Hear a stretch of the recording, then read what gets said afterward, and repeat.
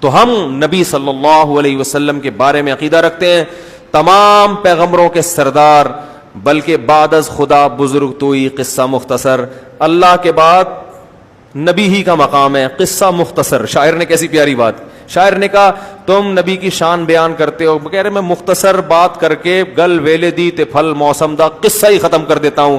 بعد از خدا بزرگ توئی، اللہ کے بعد کون ہے؟ پیغمبر۔ جس کی بھی تعریف کی جائے نا، اس سے اونچا مقام کس کا ہے؟ نبی کا۔ پھر آپ کسی کی تعریف کریں، زمین آسمان کے قلابے ملا دیں، وہ تعریف نبی کی تعریف نہیں ہوگی، نبی کا مقام اس سے اونچا ہوگا۔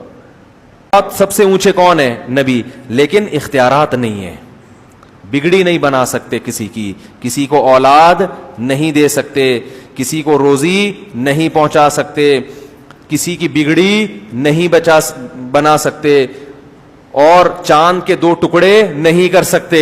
لوگ کہتے ہیں چاند کے دو ٹکڑے بھی تو نبی نے نہیں کیے، وہ اللہ نے کیے ہیں۔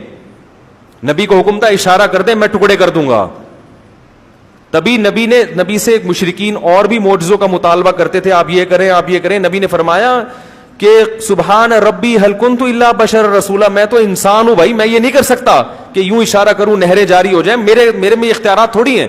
تو اللہ نے کر دیے تھے ٹکڑے، اللہ نے مجھے حکم دیا تم آپ اشارہ کریں تو میں کر دوں گا۔ تو جب اللہ کرنا چاہتا ہے، میں نے اشارہ کیا اللہ نے کر دیا، اب اللہ نہیں چاہ رہا تو میں کہاں سے کروں گا بھائی؟ نہیں ہو سکتا۔ یہ جگہ جگہ نفی کی گئی ہے، جگہ جگہ نفی کہ میں نہیں کر سکتا، میں انسان ہوں۔ وَلَوْ كُنْتُ عَالَمُ الْغَيْبِ لَاسْتَكْثَرْتُ مِنَ الْخَيْرِ، اگر میرے پاس اللہ کی طرح غیب کا علم ہوتا، مجھے سب پتا ہوتا مستقبل میں کیا ہونے والا ہے، تو مجھے تو کبھی کسی قسم کا کوئی نقصان ہوتا ہی نہیں۔ یہ میں قرآن کی آیتیں پڑھ رہا ہوں آپ کے سامنے، دو ٹوک عقیدہ قرآن نے بیان کیا، اس میں کوئی کنفیوژن باقی نہیں رکھی ہے۔ ما کانا کا وما یکونو، جو پہلے ہو چکا سارا کچھ نبی کو اس کا بھی علم تھا، جو بعد میں ہوگا اس کا بھی علم تھا۔ تو غلط ہے بھائی یہ عقیدہ، جتنا اللہ نے بتا دیا اس کا نبی کو علم ہے، ہاں وہ اللہ نے ہم سے بہت زیادہ بتایا ہے۔ علماء مثال دیتے ہیں کہ ہمارے علم اور نبی کے علم کی مثال دریا اور قطرے کی ہے۔ جیسے دریا میں ایک قطرے کی نسبت دریا کی طرف ہو تو کوئی حیثیت ہے، تو اتنا اللہ نے علم دیا ہے نبی کو ہماری نسبت، لیکن اللہ کے علم اور نبی کی مثال پھر دریا اور قطرے کی ہے۔ سمجھ رہے؟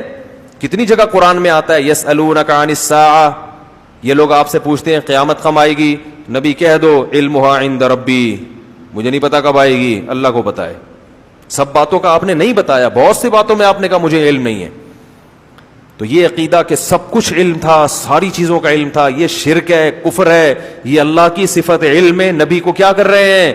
شریک کر رہے ہیں۔ تو اپنے ایمان کو بچاؤ، توحید کے بغیر مغفرت کا امکان نہیں ہے۔ چاہے راتوں میں تہجد کے محراب بنا دو ماتھے کے اوپر، چاہے رو رو کے پاگل ہو جاؤ، اللہ نہیں مغفرت کرے گا۔ دو ٹوک الفاظ میں کہہ دیا اللہ نے، پہلے اللہ کو اللہ سمجھا جائے گا تو پھر اللہ سے مانگا جائے گا۔ تبھی اللہ نے کہا مانگنے سے پہلے بھی کیا ایاک نعبد و ایاک نستعین کا اقرار۔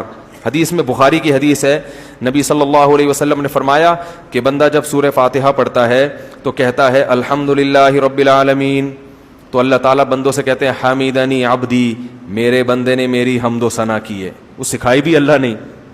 جب کہتا ہے الرحمن الرحیم تو اللہ کہتے ہیں اثنا علی عبدی، میرے بندے نے میری ثنا خوانی کی ہے، مجھے رحمان اور رحیم کہہ کے پکارا ہے۔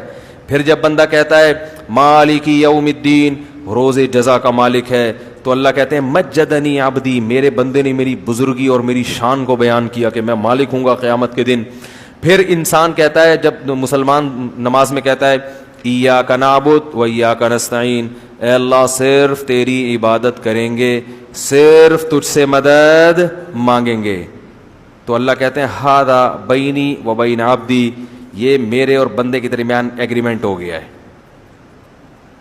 یہ کیا ہو گیا ہے؟ اس نے وعدہ کر لیا ہے، اب اس وعدے کے بدلے میں اس کو کیا دوں گا؟ ولی عبدی ما سأل، اب یہ دعا مانگنے کے قابل ہوا ہے، اب جو مانگے گا دوں گا اس کو۔ اس ایگریمنٹ کے بغیر اللہ نہیں دے گا۔ ولی عبدی ما سأل، اب یہ کیونکہ پچھلی امتیں اسی لیے تو ہلاک ہوئی ہیں، اللہ سے بھی مانگ رہے ہیں، حضرت عیسیٰ ابن مریم سے بھی مانگ رہے ہیں، عزیر کو ابن اللہ کہہ دیا، تو اب اللہ سے بھی مانگ رہے ہیں، درباروں پہ جا کے بھی مانگ رہے ہیں۔ نوح علیہ السلام کی جو قوم تھی اللہ سے بھی مانگتی تھی، بتوں سے بھی جا کے مانگتی تھی، تو اللہ نے کہا یہ والا مجھے یہ انداز پسند نہیں ہے. تو پہلے ہم سے ایگریمنٹ کروا لیا. اور دیکھو نماز میں تلاوت ضروری ہے, جہاں سے چاہے پڑھو, لیکن ہر نماز میں اللہ نے پہلے کہا کہ یہ پڑھو گے تو پھر آگے پڑھنے کی اجازت دوں گا. یہ پہلے ہر سورہ فاتحہ جتنی پڑھی جاتی ہے نا, اتنی کوئی سورت پڑھی نہیں جاتی ہے. ہر نماز میں, ہر رکعت میں, تراویح میں 20 رکعتوں میں ہم ہر دفعہ تھکتے نہیں ہیں. لوگ کہتے ہیں یار اب یہ تو سن لی ہے نا, بچپن سے سنتے آ رہے ہیں, آگے چلو. اللہ کہتے ہیں نا نا نا نا نا جب تک زبان سے یہ ایگریمنٹ نہیں کرے گا نا کہ تجھی سے مانگوں گا کسی اور سے نہیں, اس وقت آگے چلنے ہی نہیں دوں گا میں تجھے. 20 کیا 40 بھی پڑے گا تو ہر دفعہ یہی پڑھنا پڑے, پھر تہجد میں اٹھے گا پھر یہی پڑھنا پڑے, فجر کی 2 سنتیں میں پھر یہ ایگریمنٹ, مرتے دم تک یہ ایگریمنٹ تجھ سے کرواتا رہوں گا. اور ہم نماز کے سلام کے بعد اسی ایگریمنٹ کی دھجیاں اڑانا شروع کر دیں, کتنی بڑی اللہ کے غضب کو دعوت دینے والی بات ہے. تو حدیث میں آتا ہے, بخاری کی حدیث, نبی نے فرمایا کہ انسان جب کہتا ہے اللہ تیری عبادت تجھ سے مدد, تو نبی نے فرمایا اللہ فرشتوں سے کہتے ہیں ولی عبدی ما سأل, اب مانگ.